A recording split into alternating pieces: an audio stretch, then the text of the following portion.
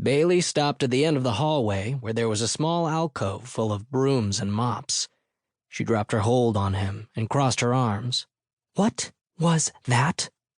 "I could tell you didn't want to talk to him, and I was helping you get out of an awkward situation," Chase shrugged. "You were obviously busy, and he obviously couldn't take a hint. Or an outright refusal." She tipped her head.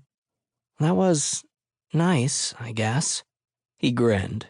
"No guessing, it was." "Are you flirting with me?" She looked puzzled. Was he? He supposed he was. She was definitely not his type, but there was a hint of challenge here. Could he make her smile? Could he make her flirt back? Could he figure out just what that scent on her skin was? He moved in a little closer. "If I was flirting, what would you do?" he asked. He was stereotyping her. Just because she didn't dress up to go to the local bar, wore glasses, and brought a highlighter along while she drank beer, didn't mean she wasn't a sex kitten under it all. It didn't mean she wasn't doing all this on purpose to keep guys from hitting on her. Oh, yeah, that was very possible. Chase leaned back. "I would ask why," she said. "Because," he trailed off, which was maybe not the wisest way of answering that question. But why did people flirt? To convey attraction. To further a conversation into something else, as a prelude to more. "I wanted to see if I could get you to smile." The arched eyebrows and the slight lean back told him instantly that was the wrong thing to say. "Smile? Why do you care if I smile?" she asked. "I was perfectly fine sitting at the bar going over those reports, being left alone. Just because I wasn't smiling didn't mean that I wasn't completely content. Just because the erosion of the Louisiana coast and the plight of the freshwater animals and plants that live inside the barrier islands doesn't make me happy doesn't mean that studying it and ways to combat the problem isn't exactly where I wanted to be and what I wanted to be doing tonight." Chase stared at her. Yeah, she had a point. He needed to mind his own damned business. Also, she was definitely a nerdy scientist, not his type, not someone he had anything in common with.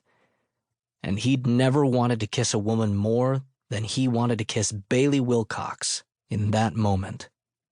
Why would you be studying all of that in a bar? Stupid question, but it was better than, "Can I please smell your neck again?" Which was the other thing that occurred to him to ask. She blinked, then frowned. "Because I was hungry and don't cook. And this bar is the only one around here that has Ghost in the Machine IPA. Okay, they had two things in common. He didn't cook either, and Ghost in the Machine was his favorite beer. It was the best Louisiana beer he'd tried since coming here, and topped all of his previous favorites, even from up north. But it sold out quickly and was hard to find. "Good answer," he told her. "So glad you approve." Yep, if he wanted a woman who thought he was amazing and couldn't wait to spend more time with him, he should have stuck with the blonde.